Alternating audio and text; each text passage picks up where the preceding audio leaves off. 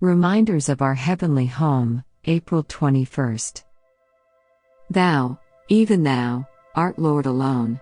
Thou hast made heaven, the heaven of heavens, with all their host, the earth, and all things that are therein, the seas, and all that is therein, and thou preservest them all, and the host of heaven worshippeth thee. There is beauty in the valley's awful grandeur, in the solemn, massive, cleft rocks. There is majesty in the towering mountains that look as if they touch the heavens.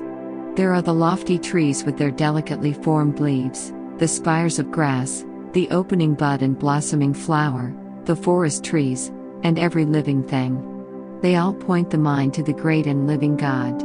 Every faculty of our being testifies that there is a living God, and we may learn from the open book of nature the most precious lessons in regard to the Lord of heaven.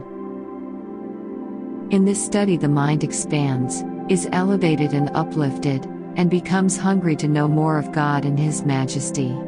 We have awakened in our hearts feelings not only of reverence and awe but of love, of faith, of trust and entire dependence upon one who is the giver of all good.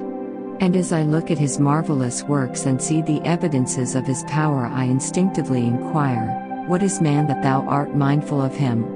And the Son of Man, that thou visitest him? All the greatness and glory of these wonderful things in God's house can only be appreciated as they are, in the mind, associated with God and the future home of bliss He is preparing for those who love Him. While we talk freely of other countries, why should we be reticent in regard to the heavenly country, and the house not built with hands, eternal in the heavens? This heavenly country is of more consequence to us than any other city or country on the globe. Therefore we should think and talk of this better, even in heavenly country. And why should we not converse more earnestly, and in a heavenly frame of mind, in regard to God's gifts in nature?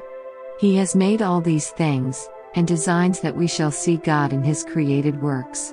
These things are to keep God in our remembrance and to lift our hearts from sensual things and bind them in bonds of love and gratitude to our Creator.